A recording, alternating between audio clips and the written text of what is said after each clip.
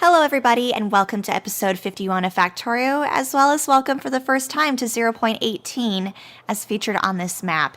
It's only the second time I've actually launched Factorio 0.18. The first time was with JD during our multiplayer series. So this is actually the first time launching it here on the main series on my main map.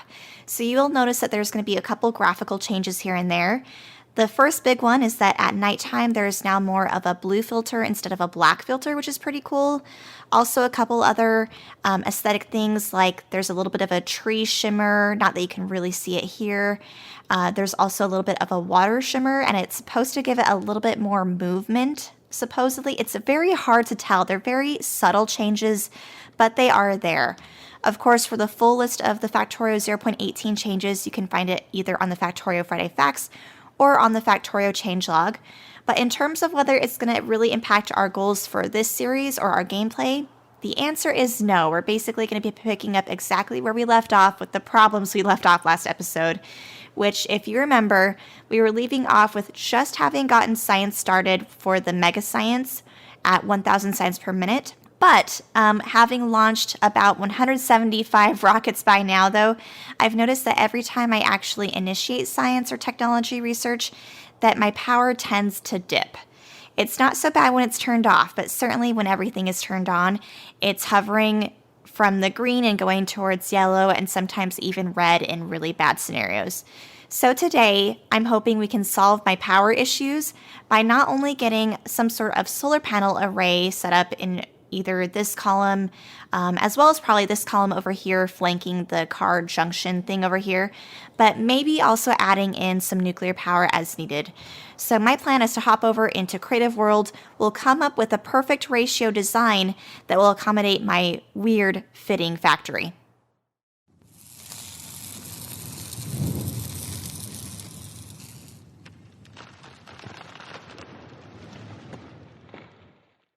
So we are in a fresh new creative world. My other worlds are getting a little bit full and a little bit difficult to run around. So I wanted to find a fairly empty spot in which to place down the blueprint that I took from my normal map. And this is going to give us a good idea of kind of the perimeter between the rail tracks as well as the walls in which to place the solar panel array. So here it is here for the left-hand side. I'll have to go back and get the right-hand side if it doesn't quite match up, but it should be fairly symmetrical. But you'll see here basically the width between the wall as well as the rails is as wide as we have to somehow create some sort of solar panel accumulator array. Now, if you guys remember, the correct ratios for solar panels to accumulators is essentially a 0.84, meaning there are 21 accumulators per 25 solar panels.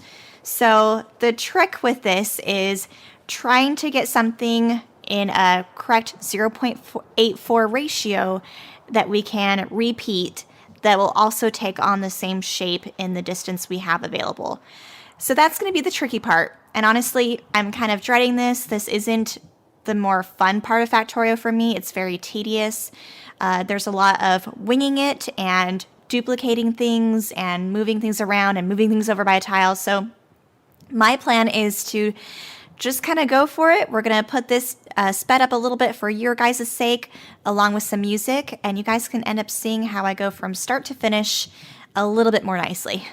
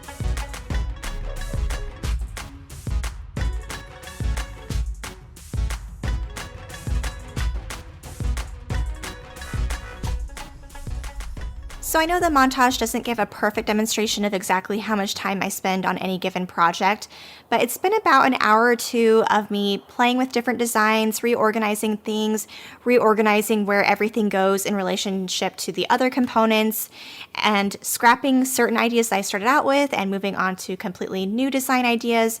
So obviously the progression of how you saw me start the design process is not how it ended up. But ultimately, I think with how it did end up here, I'm pretty happy with this. So zooming out, you'll see it in its entirety. It's obviously a lot more narrow than it is long, but this will give me 218 megawatts of just the solar panels alone. That doesn't include the accumulator charge.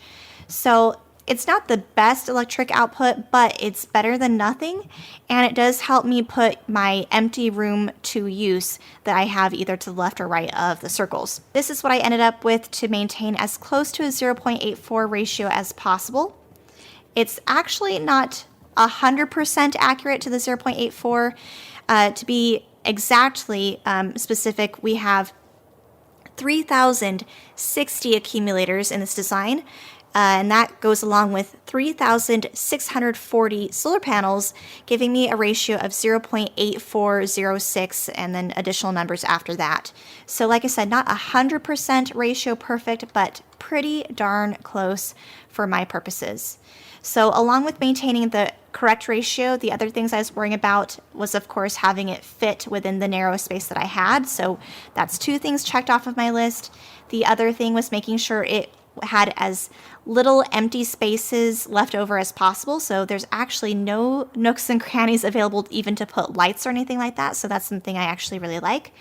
And then I also wanted to add in robo-bays where I could, just so that when I actually get back over to my vanilla map, I can essentially plop this down and the robots will be good to go because they will have construction coverage. I even also added in a little pathway. It's only 2 tiles wide, but I do like the idea of having really good mobility around my base and not having to worry about only having like 1 tile in between everything. So this met that purpose as well. So with that said, this is one big solar panel array, but I still have to work on yet another version of this because I need to work on what will be going on the right-hand side of the base. And if you'll remember, the section on the right-hand side of the base has one of those car train junction things in the way. So I'm going to have to redesign something else, but I do plan on using the essential footprint of this as inspiration for what I'm going to be designing on the right-hand side. So give me just a second to come up with something, and then we'll talk about how that turns out as well. Another little while later, and I now consider this section, which will go on the right-hand side of the base, to be done. Now, with this section, I couldn't just duplicate what I had over here on the left, unfortunately, because I have this car train junction thing here right smack in the middle. So I divided this section into 2 parts. We've got essentially the upper part and the lower part, but they essentially look almost identical to what I have originally going on over here to the left. There's a couple changes, like over here to this upper portion, I have a couple accumulators that kind of jag out a little bit here, but that was because I needed to add a couple more to get the exact ratios. And then I've also added in a couple more here to the bottom row, also jagging out. But all in all, for this upper portion here, I have exactly 1,486 accumulators and 1,768 solar panels, giving me a ratio of 0.840497, etc., etc., etc. So practically 0.84, which is the ideal ratio. This bottom section is practically identical to the original blueprint that we worked on over on the left-hand side, except for there's a couple extra accumulators over here at the bottom to help get the ratio I'm looking for. So all in all, this bottom portion has exactly 1,005 accumulators per 1,196 solar panels, giving me also a ratio of 0.840301, etc. So all in all, you'll notice that the ratios are practically what I needed to be at 0.84, although they're not perfect, but they are close enough for my purposes. So that just leaves one last thing to do, and that is to go ahead and install this back in the vanilla map. So let's head on over there. I'll see you guys in just a second.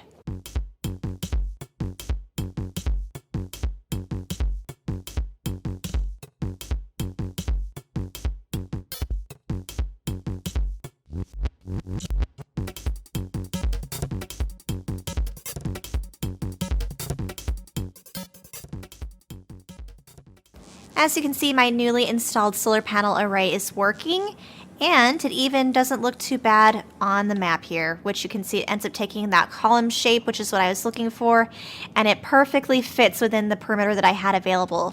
So that actually leaves a couple empty spots in particular over here to the bottom left and bottom right. And originally I was thinking of making some train stations here for outpost trains, and those trains would basically stop here, pick up supplies like ammo, light fuel, and other things and take them to the outside defensive area, and that way I don't have to have one massive logistic network. But I'm thinking these actually might be some good spots to put in some more nuclear reactor facilities, because I'm worried that my newly installed solar array actually will still not cut it. Even with as big as it is, it's really not like ginormous by any means. And especially because I do want to get rid of this eyesore eventually, or come up with an alternative to this in some fashion, I'm thinking we'll have to do at least one more version of a nuclear reactor facility. In fact, I installed this as well about an episode or two ago that I think I forgot to mention, where you can see some of the footage of me building that over here to the upper left section.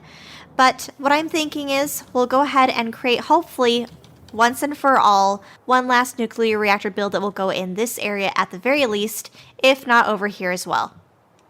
So I think I want to start with trying to fit a 2x3 setup.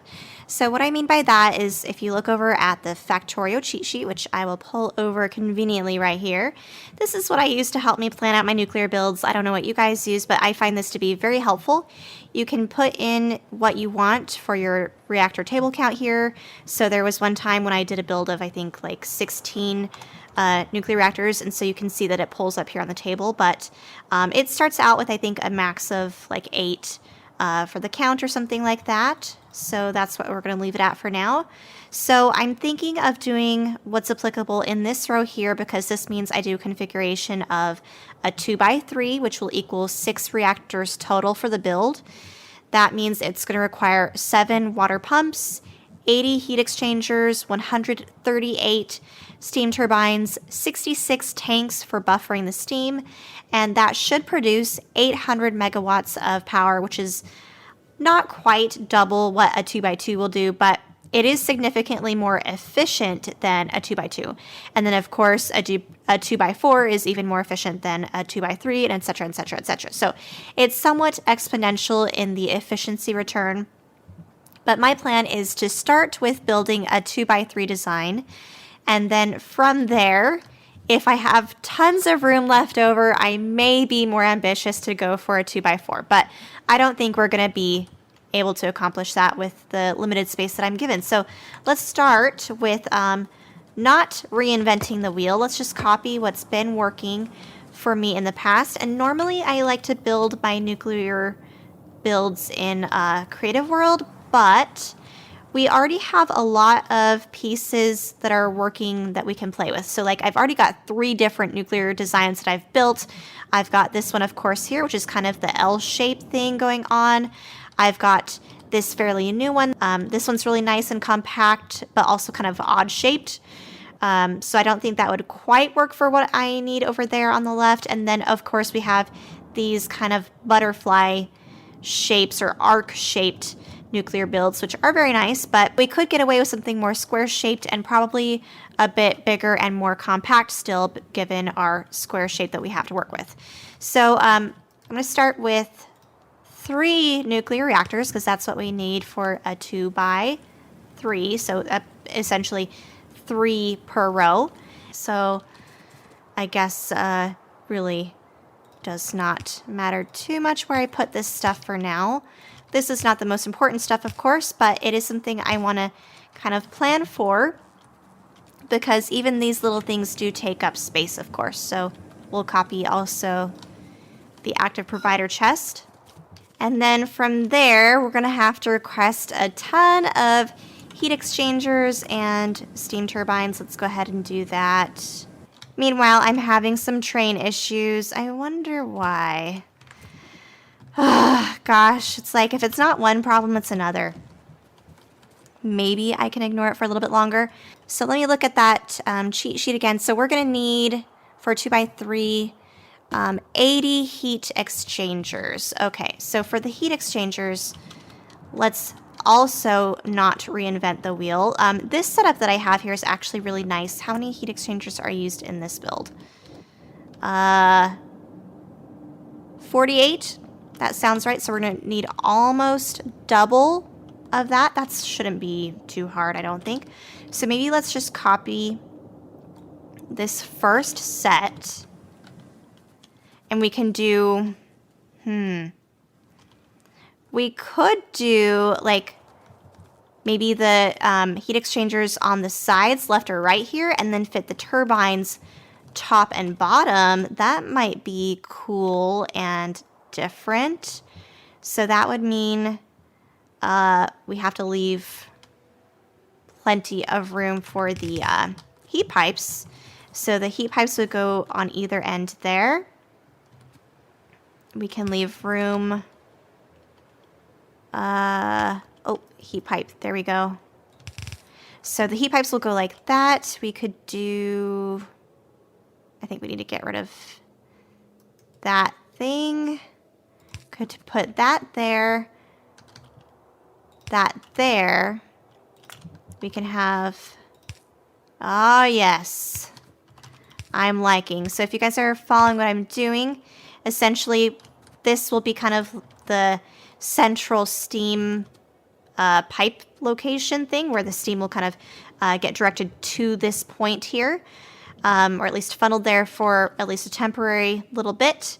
And then we'll add in another set of the heat exchangers, or the heat pipes rather, right there. And we'll just continue this on. So I think I'm on to something. So let me play with this a little bit more, and I'll be back in just a second when we have made a little bit more progress. Now that I have all of the heat exchangers either ghosted down or replaced, the next thing I need to worry about is fitting in 138 steam turbines, which I don't think will be too big of a problem because we have all of this space to play with and all of this space up above that as well. But I do have to remember to save a spot for things like Roboport, which we're going to be needing to bring over the fuel cells and take over the empty fuel cells into the main logistic network, as well as fitting in power, or like electrical poles, and then also fitting in the 66 steam tanks that will be going in to buffer all of the excess steam and to store it for when power actually dips low. So that will be the tricky part, but I think let's just start coming up with a cool configuration. I've got a couple steam turbines in my pocket, but let's see, is there any setup that I can borrow? I actually really like this setup that I did over here. It's really compact because I was able to fit just normal power poles in between the turbines here by getting away with that by fitting in just a regular pipe in between all of the steam turbines. So that is an option. So maybe let's play around with that idea for starters. Let's copy that still right there. Now, how many do I have? One thing I like to do is use my blueprint to measure. So there's 66. Wow, this will be a piece of cake. So as far as the tanks go, I'm hoping that I can fit 2 rows of 33 tanks each, basically on top of each other in this area over here. Although I do have enough room left over that I can bring this down a touch. In fact, I'm even thinking we might have enough room to do 2 of these builds stacked on top of each other. I had no idea it was going to be so compact as this is. So this is actually really convenient. So let's see if we can just get the last bits and pieces worked out. Well, it is done. And not only was I able to fit in a 2x3 nuclear reactor setup, but I was actually able to double it. So I actually have the capacity between just this setup here to do, let's see, 1600 megawatts. So that is not shabby for one little square. In fact, I was almost able to stack them right on top of each other. The only reason I wasn't able to was because I had to make room for this Roboport that is smack in the middle here, taking up tons of inconvenient room. But that's okay, it all worked out. I ended up actually really liking this build. It's very compact and the ratios are exactly perfect. So I have, considering like this whole section to be one tile and then the upper half to be its own tile, Basically, for one version of these 2x3 nuclear reactor setups, I have exactly 6 reactors. I have actually technically 8 water pumps, just because it was easier to divide up the water pumps that way instead of using 7 amongst all of the pipes. So I used 8 water pumps, and then I have exactly 80 heat exchangers, 138 steam engines, and then I have exactly 66 buffer tanks. So it worked out perfectly. I really couldn't have fit it in any tighter in this spot here. And I even incorporated some of the smarts that I've been using on the other nuclear factories around the base as well. Like, for instance, I still have them wired up here so that basically all of these will sync up, and they will only take out an empty fuel cell and put it in the active provider chest when less than 50. And then again, hovering over the power pole nearby, you can see that we're currently at a green input of 95. So they're not going to be using any fuel cells for a while. These are going to calm down. And that's one of the nice things about this build, is that it is fairly efficient, and it doesn't waste any of the fuel cells. So it just uses them when they need them. Also, now you'll see that I'm up to mining productivity 15, and hovering over my power, I have tons of power capabilities at this point now. I'm not going to have to worry about power probably for the rest of the series, which is really, really nice. And even if I do have to worry about power, all I have to do is blueprint this build, and then we can put it in this empty area as well over here. Or we still have an empty spot over here, but I do have plans for that. So I think this is actually a really good spot to end the episode. This has really solved a lot of the headaches that I've been having for the last episode or two, which is really nice, and for the foreseeable future.